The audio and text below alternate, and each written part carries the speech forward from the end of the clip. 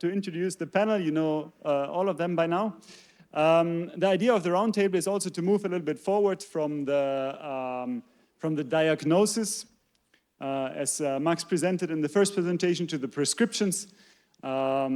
So talk a little bit about different solutions or pathways. I just want to read out one quote here. The only legitimate aim is world-scale developmental convergence on permanently sustainable, ecological, and relatively egalitarian social basis, alongside national, regional, sovereign industrialization. Reverse engineering that outcome means sketching political paths which lead there. So this political path is really what is interesting now and what we want to debate here. And I think one topic area that popped up throughout the whole morning and also afternoon is the agrarian question.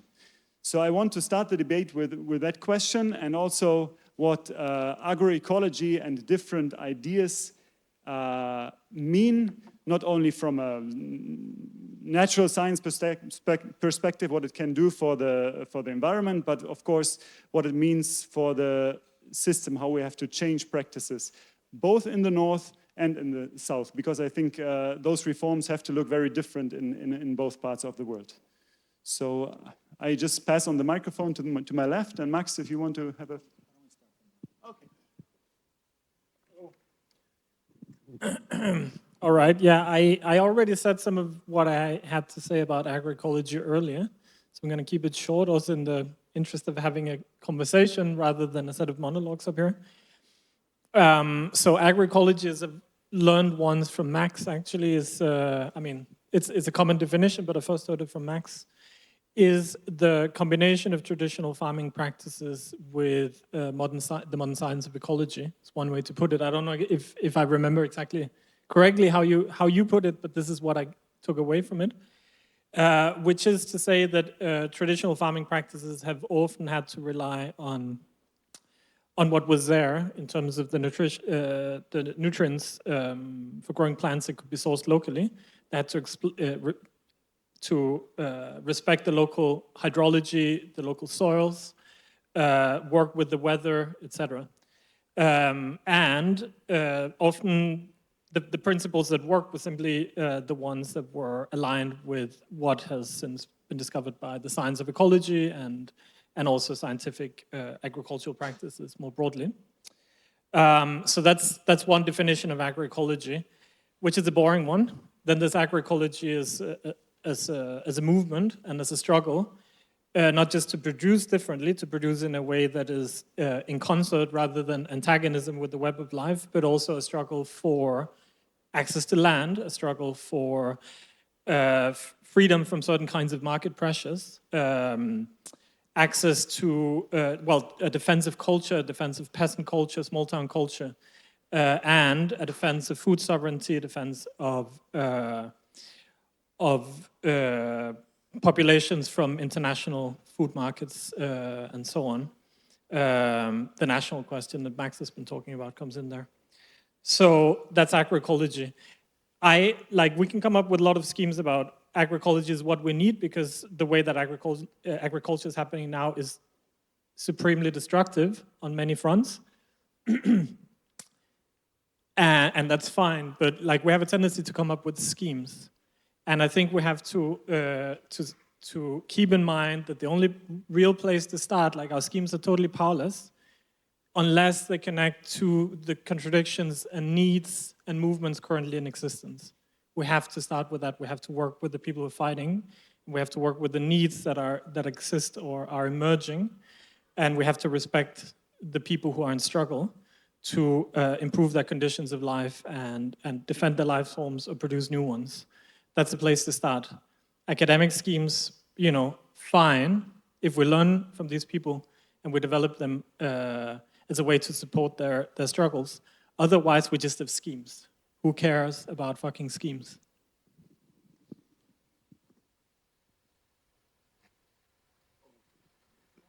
Okay. I think personally what I can add is that much of the global south already is involved in agroecology. It comes very naturally. When I was growing up, I used to visit all these villages, and if you go to any village, you will see about 20, 30 crops on the same plot of land. These are not concepts that will come from a book. And obviously the soil is very rich. You can see the insects and the worms and the diversity of insects on a square meter of land is the kind of diversity you will never find on a large-scale commercial farm. And so it is always interesting to see that science has gotten to a place where agriculture was completely captured, and then today we are struggling to free agriculture. It is really interesting to see. And I would also recommend very quickly, before I hand over the mic, that we have just produced, the Rosa Luxemburg Stiftung produced a movie on this called The Seed, which is really about freeing farmer-owned seed systems, because I'm sure you can see that for large corporations, agriculture really is in many ways the last frontier. Because if these billionaires capture what you eat, if they capture your plate, really that is going to be much bigger than oil and gas. And that is why there is a rush to identify and slightly modify the DNA of most crops so that they can be registered as private property and you cannot use and dispose of them as you wish. And so these are really some of the struggles that we need to return to agroecology the same way our parents and grandparents used to do it. Yeah, I absolutely agree with both of what was said before. What I would want to add is what matters in addition to those is how we frame the agroecological transition and how it relates to the other contradictions within the world system. So is it that we want a global agroecological movement, or is agroecology a component of what has historically been understood as the agrarian question? That is the range of social contradictions that emerge in the countryside. Now, I think it's the latter, right? And I think that means that agroecological transition looks different north and south. The north does not really confront a national question of the sovereign determination of the trajectory of its productive forces, right? There is domestic capitalism, that's an internal contradiction. But it does not, the North does not confront an external force that is determining its agrarian trajectory, which is widespread across the South, right? I mean, this is what we're talking about when we talk about commodity crop export. This is intermingled both with multinational corporations who are controlling either directly the land itself or also controlling the production chains and the marketing channels, but furthermore, that they have states behind them. And if you try to carry out a radical agrarian reform to rip apart the agrarian structure and actually make it inward-oriented to produce agroecology via small peasant agriculture, or just small peasant agriculture that, whether or not it's called agroecological, might not matter because, of course, most of Africa already has a foot in agroecology. What's going to happen? The entire world is going to bear down on you, right? And try to rip apart your experiment with every means of coercion it can, right? And, you know, this is what happened in Zimbabwe. And unfortunately, the world peasant movements were not able to offer sufficient solidarity. The northern intellectuals were not offering solidarity to that, and we're actually finding it insufficient to meet the expectations, and we're even attacking it for not being productive enough and saying that white monopoly capital farming in Zimbabwe could be more efficient than the production methods of the newly landed black peasantry. So these are other aspects of the contradiction that are necessary to keep in mind, I think, when we talk about the absolutely urgent transformation of agrarian systems to systemic agroecology. Thanks. I have a very quick addition to what Max was saying, which is I think it's seen from the global south and seen through the prism of the contrast between the global north and the global south. It makes total sense what Max is saying, but it also easily can lead us to overlook something that's happening in Europe, which is that there are contradictions between small peasant holders and large-scale capitalist agriculture. It plays out differently in different countries. You have that in France, where there's been very strong peasant struggles. You have that in countries like Romania, where there's a big peasantry. You have that in Italy, where you have back to the land movement and small producers that are organized in a network called Genuino Clandestino, who basically have all sorts of blockages in selling their produce and have occupied public squares in order to create farmers markets against the wishes of municipalities, as well as illegally selling processed food. So there is an agrarian question in Europe. It's just by contrast, it's so tiny to anything that we can find in the global south that it's easy to overlook. But us who find ourselves here, we have to start, like I said before, from where we are. I also want to relate it to the question of urban struggles, because like the price of food is one key determinant of the cost of reproduction, along with the cost of housing. Those are the key components. What happens in a situation where we have an increased frequency of droughts and floodings of agricultural land is that food prices go up. At the same time, we need a transition towards an agriculture that's more labor intensive, more productive per hectare. Like I said, it's not a problem to feed ourselves, but more labor intensive, which means all other things considered, food will become more expensive, will have to become more expensive as well, right? Both out of necessity and out of, like, let's say, out of disaster, the dynamic of disaster, and out of the dynamic of transition. You have a pressure towards higher food prices. We need to find ways to embrace that. And one way to do that is to tackle the housing question. It's only if we eliminate high rents and high housing costs, like the way that a lot of people are mortgaged, that we can free up space in people's budgets to pay what we need to pay for food in the future. That is a central point for articulating rural and urban movements. On top of that, having a repeasantization and repopulation of the countryside will mean that living in big city centers will be less of an attraction to many people, because there will be life in the countryside again. That will decrease the pressure on housing in cities as well. So I think we need to think these articulations as well as the agrarian question in isolation, which has its own dynamic as well that we need to respect, of course.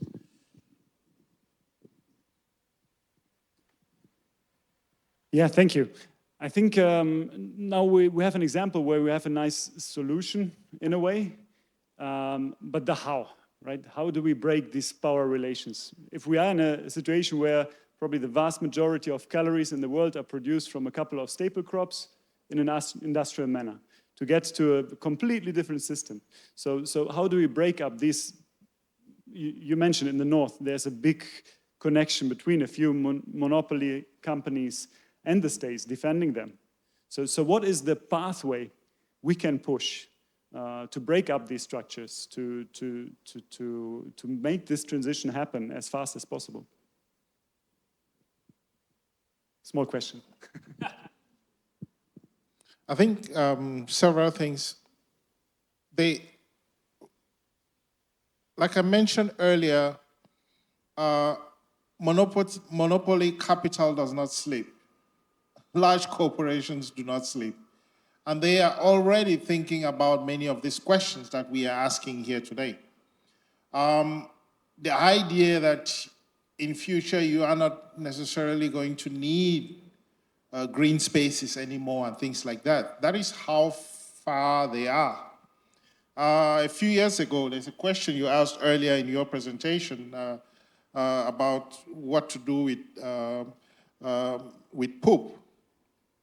I attended one of the biggest conferences I've ever attended in my life, and I think there were about 10,000 delegates, and they were all brought there by Bill Clinton. Because Bill Clinton is thinking about how to turn that poop into money. And so these struggles are already being discussed in large boardrooms. But obviously, we have subaltern alternatives and subaltern struggles, and the fact that too many of these subaltern struggles are atomized, disunity leads to collapse of really brilliant ideas. When José Bové stood up against McDonald's, it was really the ras-le-bol, the enough is enough cry of farmers in France. And a lot of these farmers really who started dumping milk, etc., led some Frenchmen, about 3 of them, to decide, okay, we are going to start this brand and we're going to ask French people, what do you think is the real cost of milk? What do you think is the real cost of pork, etc.? And they were asking all these questions and asking people to go online and determine the price of those things. And that is why today in France you have these products on supermarket stands which people can decide the price of and so on and pay, because obviously the idea of cheap meat and so on is not really feasible. How do we generalize all of that? I believe that it comes through informing ourselves of the real cost of everything. And when we have done that, we need to start really consciously deconstructing from the kind of global systems that are really based on exploitation. And so if we have short value chains, that is really where we mostly need to be. Because when you import strawberries from South Africa and tomatoes from some part of Spain and cheap coffee from Brazil, etc., etc., etc., somewhere down the chain, someone was exploited. And so we really need to start relitigating all those aspects of the value chain and look at possibilities of creating the kind of shorter systems that are based on the real value of what we consume, the real value. Because a lot of what you see in the supermarkets, I mean, you have apples that are there for 1 year. You have a lot of food that was produced that is edible, that is really fine, but was thrown out because it had the wrong shape. It had the wrong length. It had the wrong size, and so on, the wrong color. I mean, there are about 40,000 varieties of potatoes in Peru. How many do you see on your plate? Yeah, I agree with all of that, and it poses the question further, like what are demands then? What are demands that we have in front of us that we can push in the north, for example? And I think we can argue legitimately in many countries for an agrarian reform. That is, we can break up the large landed properties in the core states, right? And furthermore, that needs to be done in particular ways in particular states. And I'm going to talk about the state I know best, which is the United States. Historically, the most criminalized and repressed and state-disrupted aspect of the Black movement was the Black radical movement, and its slogan was "Free the Land." That is, there was an attempt to break apart the monopoly, capital, and settler orientation of the agrarian structure and redistribute the land to the people who are the descendants of the people who had worked the land for a very long time as chattel slaves, right? And this is still a demand within the radical aspects of the US Black liberation movement, right? Similarly, but not the same, in Puerto Rico, there is a demand for the separation of Puerto Rico, which is colonized, from the United States. That is, the agrarian question and the process of redistributing the land takes on the form still of a national liberation struggle. These are quiet struggles that we may not hear so much about, especially over here. But these are real struggles, and there are struggles that deserve to be supported and that are intimately connected to the attempt to politicize the agrarian question and to make it something that is part of building an internationalist front towards a worldwide transformation that has agriculture front and center.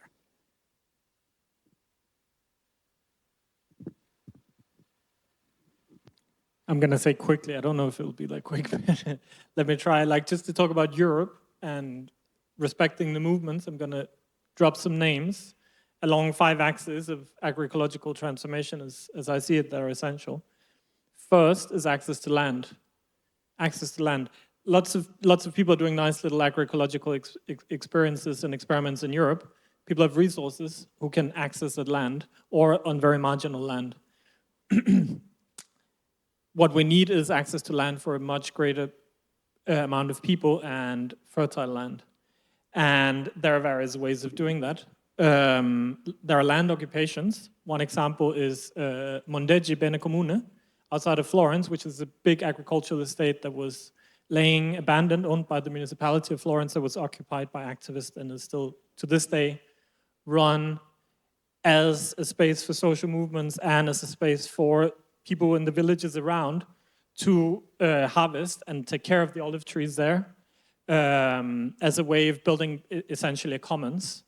So occupying land, and this is productive land, land that is abandoned, but also land that is scheduled for other use, like the people in I forgot what it's called, in this place in Germany in the state of Kassel, where they were going to build, Hessen, where they're going to build a big logistics terminal where people, locals and activists occupied the land where the logistics terminal was going to be built, very fertile land, and opened the land to people in the area to grow their vegetables and other things, and distributed the produce as well in the local area. One local elections managed to block the construction of the logistics terminal and the highway extension that was going to service it. Just 2 examples, and those are the kinds of examples that can open a wider imaginary of breaking up the big estates like Max is talking about. Second is justice for labor. Industrial agriculture is relatively competitive compared to agroecology because it exploits and super exploits labor, especially seasonal and migrant labor in Europe as elsewhere. And there I want to mention the Jornaleras de Huelva en Lucha, which is a syndicate of women of Andalusian and Moroccan background mainly, but not only, fighting for justice for fruit pickers, who they are themselves, in the fruit fields of southern Spain, with great success, to the point of forcing the Spanish government to finally implement a treatise for the rights of agricultural workers that they had signed but done nothing to put into practice. Third is knowledge commons, including access to seed. So seed banks, ecorurales, which is a Romanian chapter of La Via Campesina, they have seed banks that work with local seeds, that work with seeds that are drought resistant from the local areas and create ways of sharing those, as well as La Scuola Campesina in Italy, which is a school where people are taught agroecological practices, just to mention 2 examples of that. Another is the protection of ecologies and ecological collaborators, which means you can't do agroecology if the land is poisoned and continuously poisoned by your neighbors. If your neighbor is a farm that kills all the pollinators, doing agroecology will be more difficult. So you can mention various campaigns against the ecocide, ongoing ecocide by conventional agriculture. Like the campaign to protect the rights of the Mar Menor, which is a small sea in the south of Spain that's been basically destroyed by the effluence of industrial agriculture. And the campaign to protect its rights, which has been successful, they've been now protected in Spanish law. And finally, how many did I mention now? Land, labor, knowledge commons, ecological collaborators, and I'm forgetting one. Maybe you can remind me. You don't know my schema. Sorry. But come up and ask me afterwards. I'll tell you about the last one. So I just want to say very quickly, we do not realize how much the world we live in was shaped by food. The modern world really was shaped by food. So you want to go back and look at, for example, the British-led food regime, which transforms the Americas into centers of production. That is what gives us the borders of countries like Jamaica, Antigua, Barbuda, Haiti, and so on, Brazil, etc. These were food production centers. And then the second American-led food regime really starts the financialization of the food systems, food aid, green revolution, and so on. Most African countries started within the borders that they have today based on the commodities they produce. And so, for example, Nigeria got its borders because in the south, palm oil, in the north, groundnut oil. Most of Francophone Africa came to exist because France wanted a share of the oil from Nigeria, and the British said no, and so it went to the countries that produce groundnut oil, Mali, Senegal, etc. A lot of what we know today really was shaped by that. The Carolinas in America, how did they get their wealth? Slavery really targeted, because Africa really, certain varieties of rice are indigenous to Africa. And so the slave ships went to the coast where they knew that these people knew how to grow rice. And that is how they captured these people and transformed the Carolinas into some of the richest real estate in the US today, because they wanted specifically to grow Oryzea glaberrima, this variety of rice that came to be synonymous with the Carolinas. Now, in terms of the kind of revolutions that we have, because of that capacity of this first and second food regimes that we saw, and even the third one, food made some people incredibly rich, and these people in turn became banks and venture capital. And these banks and venture capital today are doing something else. Mass land grabs. Land grabs in Africa, for example, by companies like Daewoo to grow rice, which is then re-exported to Korea. Land grabs in places like Cameroon, for example, to grow palm oil, which is used to produce the fuel that is used in cars in Europe and in America. So these people, these units are really well organized. And when you have subaltern alternatives like Fora Mulier, like MST, the Landless People's Movement, etc., you have a lot of resistance. One of the reasons why Jair Bolsonaro was fought so vigorously is because of his Fome Zero program. And all of these alternatives, we need to understand some already exist. But the reason why we do not know more about them, like the 90,000 tobacco farmers in Zimbabwe and the success they're having, is because there is an avalanche of information that is coming from above to say that only large-scale commercial farms can ensure that we have enough food to eat. Just one small point that's a bit of historical background that I think is very important in relation to the comment about Moroccan migrant laborers, female migrant laborers in Spain who are producing a large portion of the fruits and vegetables that are on European plates. The question is, where do those workers come from and why are they there, right? They're there, essentially, because of the neo-colonial Moroccan agrarian structure. But neocolonialism does not reproduce itself, right? It was produced in history, which involved destroying any opposition to it. One of the major acts of opposition, of destruction of opposition to neocolonialism in Morocco was the assassination of the revolutionary Mehdi Ben Barka. Who assassinated him? Israel. He was assassinated by the Mossad, right? So if we want to identify why neocolonialism persists, we also need to identify the actors who have destroyed opposition to it, right?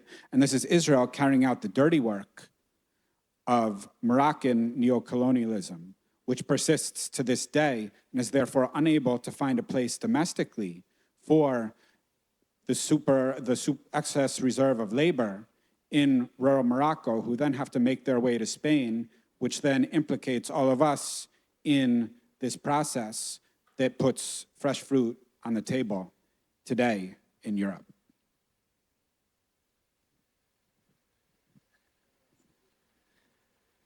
So you might ask yourself, how does this relate to us apart from do we just have to consume the right shit, or what do we do? You know, urban people, probably mostly, not living in the global south, probably mostly in this room. Like, how does it relate to us? Well, there are multiple ways, and I'm sure my colleagues, comrades, could provide many more answers than what I'm going to give now, but I'm just going to say one thing, which is that 40% of grain production globally is threatened by drought or scarcity of water, 40%.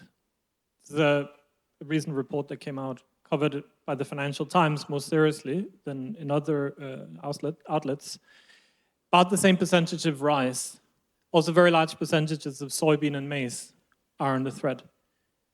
We're facing a very, very serious problem around food, and food price inflation will create misery, and it will create revolutions. Historically, when people can't access food or can't afford to eat something that even resembles properly, they do rise up, not universally, but very often. This is one of the main drivers of the Arab Spring.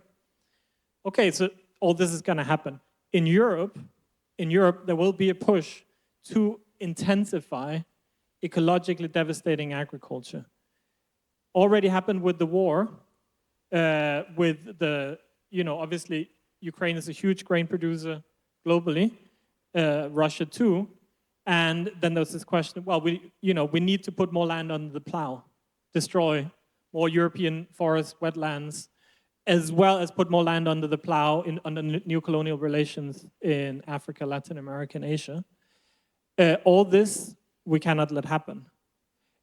We know that agroecological production is necessary, beneficial, positive, and we as people who are political subjects, as well as people who either produce knowledge and or communicate knowledge, we have a responsibility to, within Europe, fight this new colonial land-grabbing direction of a response to food price rises and food scarcity, and fight for a transformation of agriculture, because it will be a giant opening, as well as there's a giant risk connected to this, that there will be an acceleration of the problems that we've faced in the world for centuries. So that's, in terms of what we can do, that's one thing we can do if we're not peasants. I don't know how many peasants are in here. Please raise your hands. One. Or two. No. Well, just to finalize the answer very quickly, two things we should know. Number one, we produce way more food than we need. If we cut the acreage under production today, we will still be able to feed the entire planet. So we have to remember that this lie that we need to increase the acreage in order to feed 10 billion people, all of that is a fallacy which big business wants you to, they want you to be on edge all the time and to be in panic mode all the time. And that is why they feed this lie. Have the world's acreage can feed all of us. That is the first thing. And that's why, obviously, you see in the bins in all the large cities, all this food that is thrown away every day. The second thing is that Mother Earth has this beautiful science that we have neglected for many years. The hegemonic capitalist system in which we live today is less than a century old. We have to remember that. And Mother Earth has this beautiful science and all these crops that are already drought resistant. And we replaced them because we wanted to grow maize everywhere and things like that.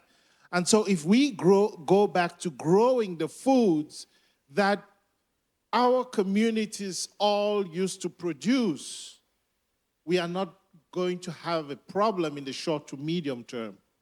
And so, for example, we just finished producing a film on a grain called fonio, which has disappeared in most African countries, but which was there because it was drought resistant. It can grow in 40-degree weather. And a lot of people had just abandoned it because they wanted to import rice. And so today, with climate change, a lot of people, indigenous knowledge is very important. I think this is really the second message summarized in one sentence. Yeah, thanks a lot. So political pathways turned into a lot, and that's good to have the debate. So we have bottom-up projects to support. We have struggles in North America, but also elsewhere to support. We have alternatives. We have alternatives so that we can find in nature that we should also support. In all this, so far, I didn't see a big role of the state. Is the state an important actor here? So please prepare for questions. This is my last question, and I really ask you for short answers, and then we open up the floor for your questions. So what is the role of the state in this transition? I think Stiglitz writes this beautiful chapter in this book. Is there a post-Washington consensus? And the consensus is that the state abdicated its role a long time ago. And that is why subaltern organization needs to drive the state to start to reassert itself and start playing its role. The reason why BASF, Corteva, ChemChina are riding roughshod over governments and patenting seeds and so on is because states have abdicated. The reason why governments are fighting peasants and so on and forcing people in India to repay loans which they took and which climate change made it impossible to produce is because the state abdicated its role. And so if we have subaltern alternatives that can force states to start reasserting themselves, then the state will, in future, play a more important role. Otherwise, what I see as what happened in 2008 in much of Africa, when there is hunger, the burning is going to start.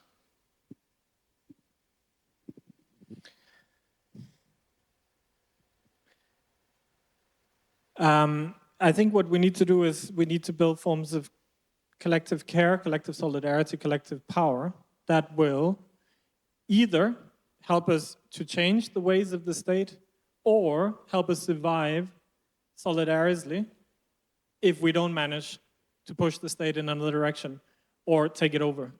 So we need to have strategies that are not blindly focused on influencing state actors. We need practices that build a power that can do something even when we cannot capture the state or cannot influence the state. Of course, if we do that, fine or great or whatever, but it cannot be the sole aim of what we do. That is incredibly dangerous and a recipe for disappointment, because if we don't have any power, apart from our discursive power of persuasion, we don't have any power. Because we all know what if you ask a lot of the smartest people in the world, we have answers to most of the problems we have. We have schemes, aplenty. Doesn't help. We need power. We need power. We need to build power. The only way that inequality, to get back to the theme of the conference, was addressed in the mid-20th century in very different ways in Western Europe and in the socialist state was power, was the strength of the workers' movement, was the strength of the communist movement, was the takeover of states in the socialist countries, or the capture of states by social democracy in Europe under pressure from communist and other left-wing forces.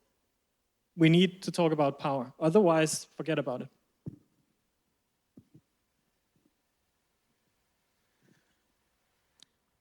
I mean, I think if we look at the most radical struggles currently taking place in the third world right now, the state is manifestly already playing a role.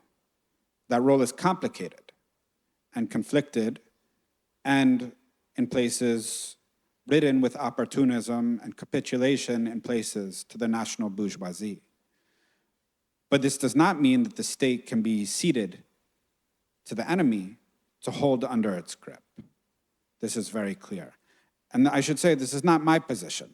This is the position of the communes in Venezuela, who are explicitly clear that it is critical that some form of the Chavista movement must remain in state power because the alternative is an opposition which has a record of putting up barbed wire and decapitating Chavistas, right? Cutting off their heads.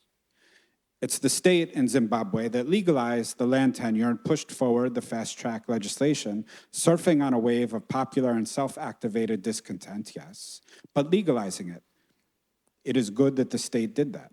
Could the state do more? For sure. And it is basically the Houthis who have occupied state power in Yemen and actually created the capacity to resist the genocidal incursions of Saudi and behind it, orchestrating it, funding it, and steering it, the United States. Now, of course, I do not think the state is capable of building socialism on its own. I think we know this from the experience of the 20th century. Does this mean you yield state power to the enemy or don't contest it? I think history is saying that this is definitely not a good idea either. Thank you very much for, I think, short and very, very good answers. So I would invite you to also provide questions to our panel. There's one in the back and one over there. Maybe we can also get questions from women since we're like...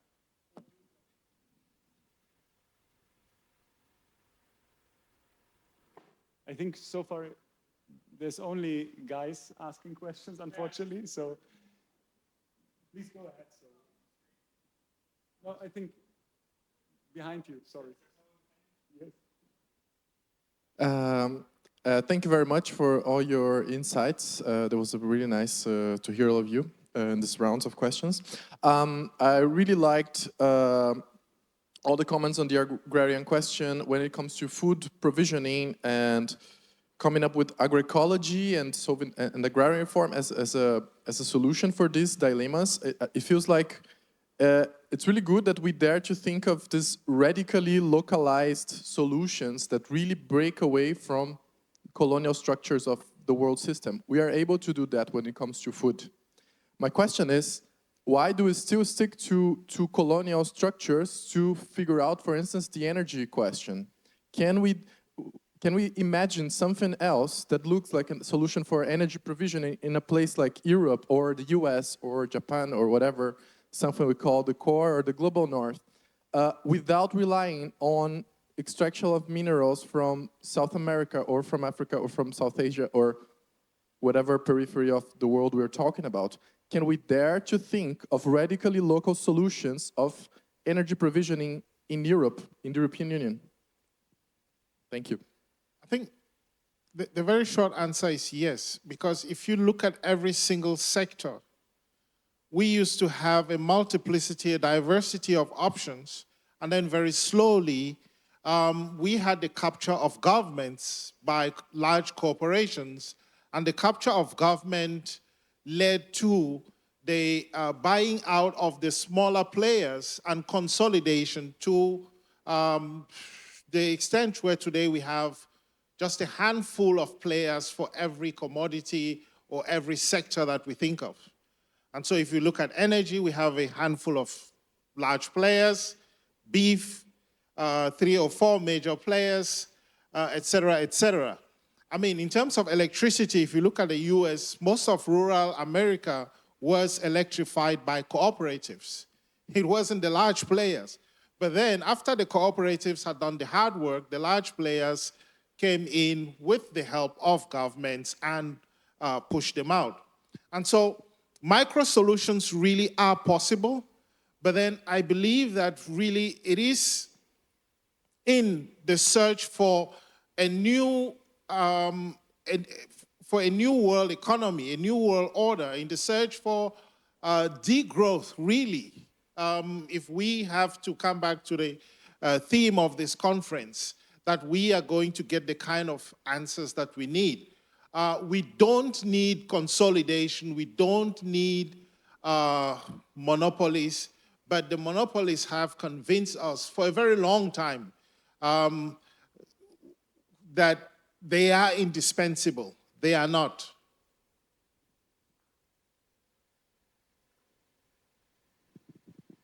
I think there's a lot of questions around energy that I shouldn't talk about because and there'll be the energy question tomorrow. I think there's a big role for municipalities, and when we start thinking about municipalities and municipalism, we realize that the state is not monolithic. It's an important factor. But we're also talking about industrial scale power plants that require inputs that are not always locally sourced, both to construct them and to fuel them, depending on what it is, biomass or solar electricity. And there, there's a question of not being, we can't be purely localist and we can't be anti-industrialist. We have to have an approach to the question of industry that is use value based rather than profit orientated. And that's the only way we can navigate this question of batched jobs in a way that is not primitivist and at the same time is not eco-modernist, blindly embracing industrial development for the sake of something like growth or whatever. We need to think about what use values are produced, and sometimes there are sacrifices related to that. We have to navigate those. And then, there's a question of do we decolonize lithium mining? Do we open lithium mines in Portugal in order to not have to import lithium from South America? It's those kinds of questions are really thorny, and what you're seeing across Europe is massive local resistance to opening of mining operations, which maintains certain trade relations that could be better, to put it mildly. But you also see governments in South America and elsewhere building for justice and building something like I don't recall what they called it, like an OPEC of lithium and mineral earths and whatever. So there is a chance for reconfiguration there. I wonder if Max knows more about this than I do. Sorry, not to put pressure on you to talk about that specifically.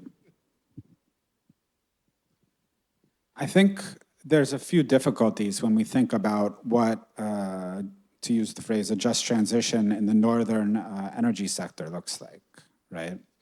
On the one hand, okay, if you think about relocalizing the extraction of minerals, actually this could immediately become very harmful to southern countries that rely on exporting those minerals for their hard currency needs under the current developmental models and under the current international division of labor, right?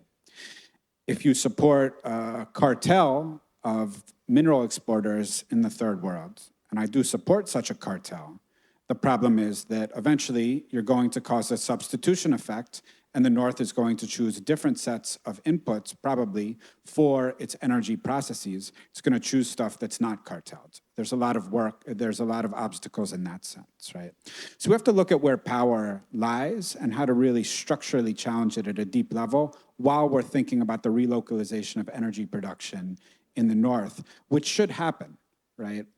When we think about relocalization through, say, sustainable run-of-the-mill hydro, for example, or through biomass production, or through more localized forms of production, we need to think about that in a way that's both looking local and also looking internationally at the same time, right? Which means we have to not lapse into a kind of ecologistic or economistic formulation of the question of the energy transition, right?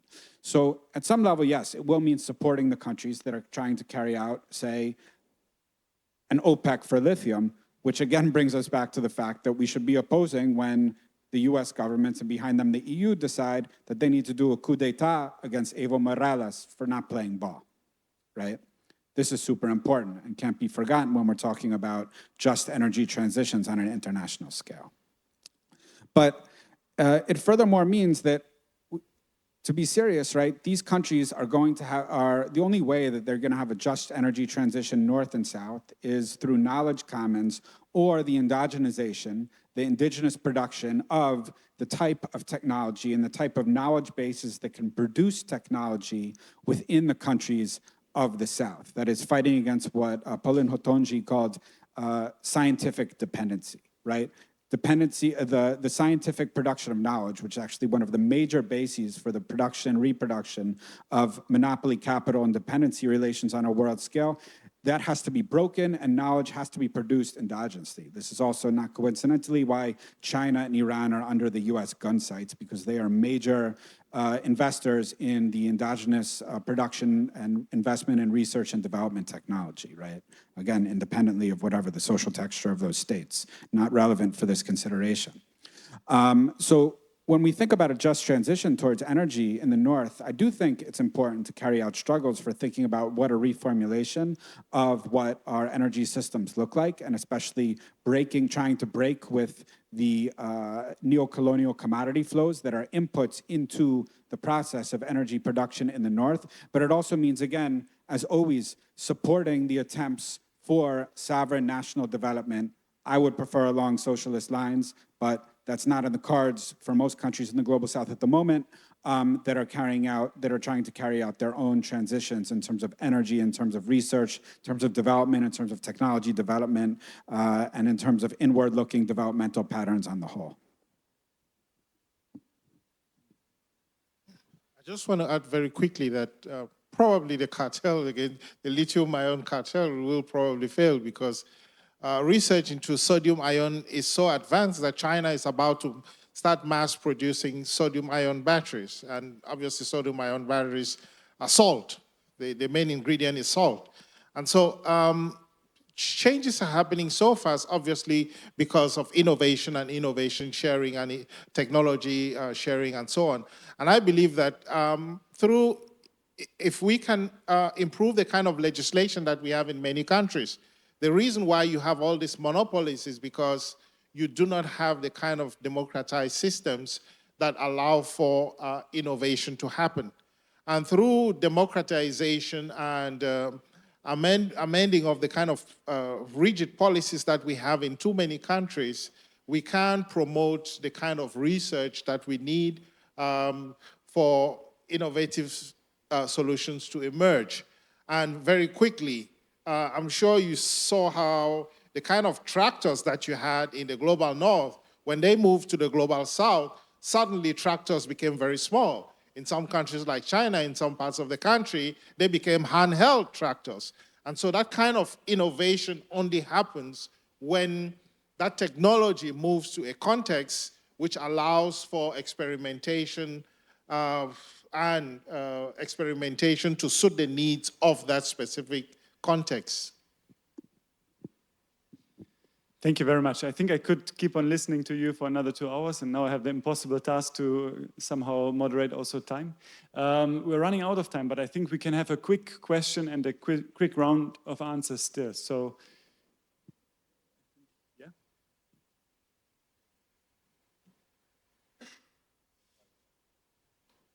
I think, I know, to have a little bit of balance, yes. Yeah. Well, sorry. And thank you for encouraging also female questions. It's hard for me actually, so yeah, thank you for that. So you were talking about agroecology and does it requires more workforces, and at the same time talking about justice for labor. So in my research, I'm examining injustices not only in conventional industrial agriculture, but also within these alternative systems, which should be a solution, like all these agroecological farming practices. So and as we're talking about solutions, I have maybe a bit of a polemic questions. How can we implement a just food system which is based on agroecology, which does not like further aggravate these inequalities or these self-exploitational practices, and at the same time ensures access to healthy food for all?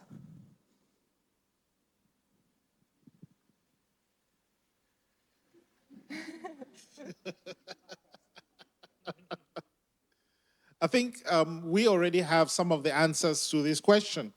The rich countries need to stop subsidizing farmers and create a fair system. That is a very controversial thing to say, obviously, because if you, it could create massive problems, massive supply problems in some countries, the USA, England, etc., where you have maybe 1,000 or 2,000 people supplying certain commodities. But subsidies are a big problem, because when you over-subsidize farmers in the global north, you force farmers in the global south, for example, to stop producing certain commodities and rely only on imports, which is not necessarily always good.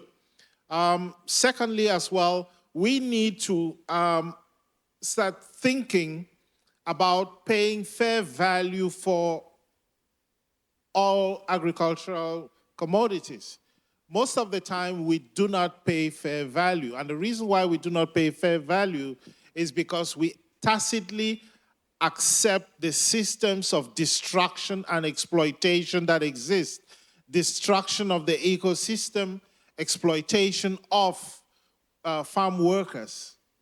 And so we need to start rethinking what is the true price of the beef that comes from my community, because most of the time we have short value chains, but obviously we avoid them because if we buy from those short value chains, our salaries cannot take us to the end of the month. And so we have all these fresh produce markets in our communities where we can buy pork, where we can buy beef, fruit, etc., but we very often do not support them because obviously you don't have that $100 extra to spend on real value. And so that is really a kind of deep question that we must ask ourselves, and this is why degrowth is important. We need to start the struggle for better pay, for a living wage, and with a living wage, you can also help the farmer to earn a living wage. In most countries in Europe today, farmers cannot afford 5 days off because that would lead to the collapse of their farm. In South Africa, for example, an illegal system that has existed for a long time, farmers pay farm workers in wine. And because of that, it's a big issue of children being born with fetal alcohol syndrome. And so we need to start fighting for a living wage for farm workers and for farmers, and also paying fair value. And it is in measures like that, and also ending subsidies. I think these are some of the biggest points for me. I think there's an additional component, especially in the global north, which is that supermarkets take a huge profit share of the final price of food. So it means that you might think food is expensive right now. It doesn't mean that the farmers are making a lot of money, right? It's the supermarkets who are making that money. Attacking supermarket monopolies and cartels and regulating food prices in various ways will help direct more money to farmers and allow them to pay themselves or workers more. That's one thing. Another thing is that a lot of exploitation and self-exploitation that happens in small-scale farming is family-based and is gender-based. And there it's really important to support things like the popular peasant feminisms of La Via Campesina, extremely important. As well as in Europe, peasant feminism is a thing that is talked about more and more, as well as children's rights and children's agency in these questions.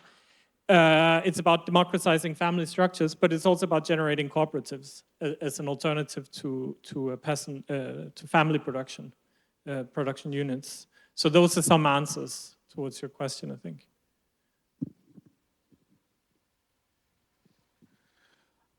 I agree with what's been said. I think what can be added are two things. I mean, I think there's a difference between short-term reforms and long-term planning. Short-term reforms can lead to long-term planning, and I think the reformist aspects are a lot of what he was talking about with respect to rights. I think they can go further. And we can talk about social fights for minimum wages in the agricultural sector, fighting for them north and south so that they don't lead to competitive pressures against one another. I think in the longer term, you need state planning, right? I mean, who's going to guarantee a right? That's the state. But more comprehensively, you need state planning. You need state planning and price engineering for inputs, guaranteeing a widespread of social rights, guaranteeing social wages, guaranteeing relative equality between urban and rural zones. I mean, one of the most successful attempts, with many shadows, but a great number of successes, was the experience of China, where basically rural-urban disparities were kept to a relative minimum. There was some urban bias, but less than in most other developmental models. And this is because there was a wide array of social rights. There was a wide array of social rights to housing, to food, essentially. There was some element of rights to actually produce keep the produce of farm on themselves. And there were social wages that were basically guaranteed both in the countryside and in the city, such that they would remain more or less at a relative parity. And who can engineer that, who can carry out that type of wide-scale planning of the entire price and wage system? That's the state. And who holds the state accountable, I would agree, that's the people. Very quickly. Yes, just to support that, when the state has the capacity to support farmers to earn a living wage, like you have seen in China with the household production responsibility system, it works. Or in Brazil, for example, with the Fome Zero, the state buys and redistributes to certain parts of the country. That can also happen. But also it has to do with subaltern organization and exchange of information from below, exchange of information at local and international level. We'll probably have another opportunity to talk about this. But sometimes you have systems which lock producers out of the system, like the fair trade system, for example, which we can talk a lot more about. Many farmers in the global south cannot afford to get into this system to earn a living wage. But then it is a system which has been advertised to a certain level where people want to invest into it. Okay, thank you very much. I think we are already over time. I know that there's a big pressure to ask more questions, but maybe we can take it then after the roundtable.